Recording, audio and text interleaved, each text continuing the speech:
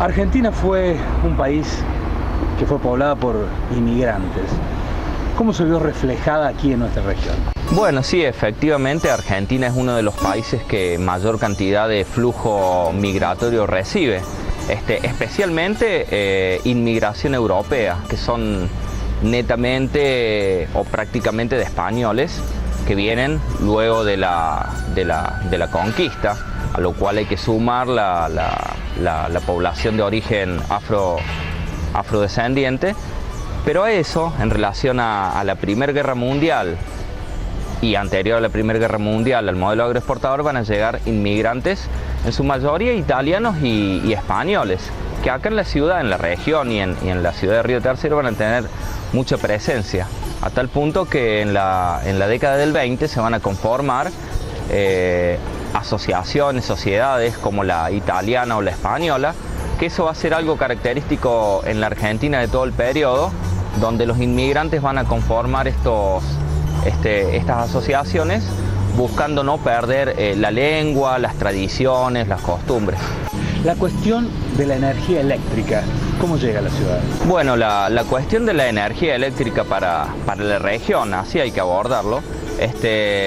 Tenemos que tener en cuenta al gobierno nacional y su planificación para hacer un dique para contener el agua del río Tercero, que durante el verano, en las crecidas principalmente, era muchísima. Entonces, hacia 1911 aproximadamente, es allí donde empieza un plan con el objetivo de construir el embalse de río Tercero y a su vez brindar la energía necesaria para la región, y además de eso utilizar también el agua embalsada para canales de riego para el cultivo. Río Tercero tiene o empieza a mirar un proyecto que lo va a traspasar, que es el proyecto de la creación de las usinas. Y sobre todo del embalse, ¿no? del embalse del río Tercero, el río más torrentoso. Ya nos habían investigado, ¿no? A nivel internacional lo que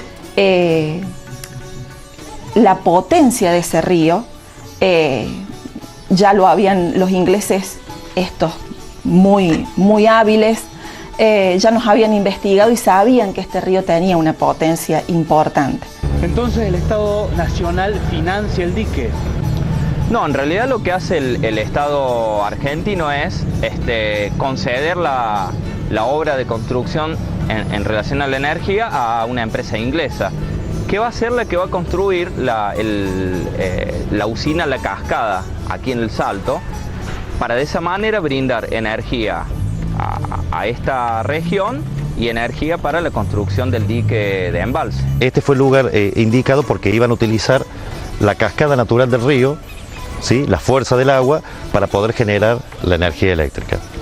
Esta obra se terminó en 1914, ¿sí? Ya en 1914, mejor dicho, ya estaba generando electricidad y ya estaba alimentando los generadores en embalse para poder construir el dique de allá.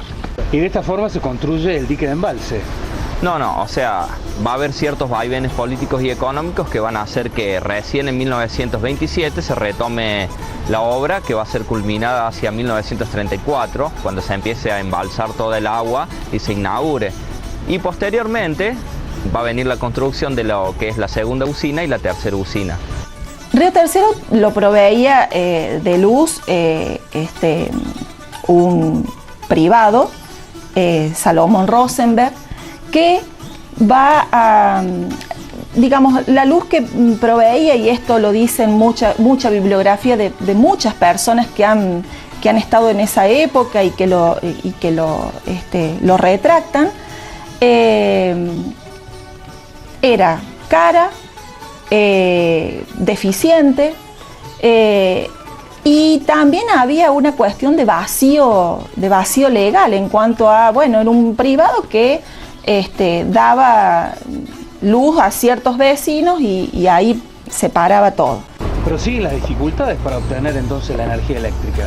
Salomón Rosenberg tenía una pequeña usina con motor a combustible que funcionaba en la calle Mitre, casi Vélez Arfiel, pero había reiterados cortes de energía, hacia las 10:30, 11 de la noche ya no había más luz, es decir que no alcanzaba a abarcar todas las demandas de la creciente ciudad. Veíamos que el crecimiento era sostenido en el tiempo, pero el desarrollo no. Y el desarrollo en manos de privados no era lo económicamente viable. Era una constante de esa época que la electricidad estaba en manos de privados. Bueno, sí, es una característica de la época. Tenés que situarte también que en la década del 30 se está produciendo un cambio, digamos, a nivel nacional en cuanto a la relación o la revisión de contratos con las compañías inglesas, principalmente de capital privado inglés, y empiezan a ingresar capitales ingleses norteamericanos. Don Salomón vende sus instalaciones a una empresa inglesa. Esta empresa inglesa, estoy hablando aproximadamente en la década del 20. Vende su pequeña empresa a una compañía inglesa, la Anglo-Argentina. En ese momento nosotros socios privilegiados de Inglaterra. Y cuando se da la crisis del 30, bueno, sabemos que las empresas inglesas comienzan a retirarse. Y posteriormente, en 1931, los británicos se lo van a vender a la Compañía Argentina de Electricidad. Es decir que estos servicios de energía en este caso van a ser siempre brindados por terceros o por privados y no van a lograr satisfacer las necesidades de toda la población. Prestaba el servicio de energía una empresa privada, una empresa que era muy costoso el servicio y era deficiente. Y los vecinos tomando el ejemplo de Almafuerte, porque en Almafuerte se había creado una cooperativa en donde, bueno, los prestadores de la energía fueran los propios vecinos, deciden conformar una cooperativa. Por estos años se va a iniciar el movimiento cooperativista también. Y sí, porque la gente comienza a reclamar por una mejora en los servicios o servicios que directamente no tiene, y en esa lucha que hay entre capital privado y Estado lo va a comenzar a cubrir en algunos aspectos los movimientos cooperativistas. Obviamente que el gobierno provincial en manos de Sabatini, con todo lo que era el proyecto de la construcción de diques, de brindarle a Córdoba la energía necesaria para empezar a desarrollar, porque ya el crecimiento estaba y era un crecimiento sostenido, pero ahora que había que hacer el desarrollo. Acá en la región Almafuerte va a ser punta, digamos. En 1931 ellos van a crear como una asociación cooperativa con el fin de brindar energía eléctrica a Almafuerte, que va a ser obtenido de la cascada. Pedro Marín Maroto dice, bueno, acá tenemos un recurso que es altamente productivo, que es la usina La Cascada. Ya lo habían visto los vecinos de Almafuerte, o sea que no era nada nuevo. Y a nivel nacional hay una cooperativa que es la cooperativa de Punta Alta, que se crea en 1926. Entonces ya había como ejemplos para esta creación. Y con esa misma finalidad, aquí en Río Tercero, hacia 1933, va a conformarse también lo que hoy es la Cooperativa de Obras y Servicios. En junio de 1933 se convocó al pueblo de Río Tercero a una asamblea para la conformación de la Cooperativa de Luz y Fuerza.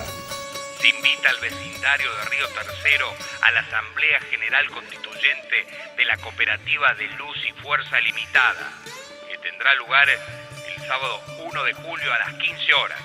En el Real Cine de la localidad. Nadie ignora la extrema gravedad que va adquiriendo el problema del alumbrado público y privado y sus precios desorbitantes.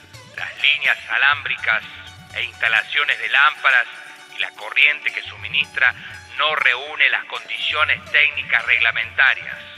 La energía eléctrica, además de ser pésima con las elevadas tarifas vigentes, absorben toda la economía del vecindario. Las clases pobres se ven privadas de luz debido a que la actual empresa está dispuesta a todo, cuando sea aumentar sus riquezas. Marín Maroto, a ver, este señor que con esta idea tan loca que cuando se los dijo en una reunión de amigos, vamos a crear una cooperativa, todos le dijeron, pero no, pero ¿cómo vamos a hacer si la empresa inglesa tiene todo y nosotros con la idea nomás?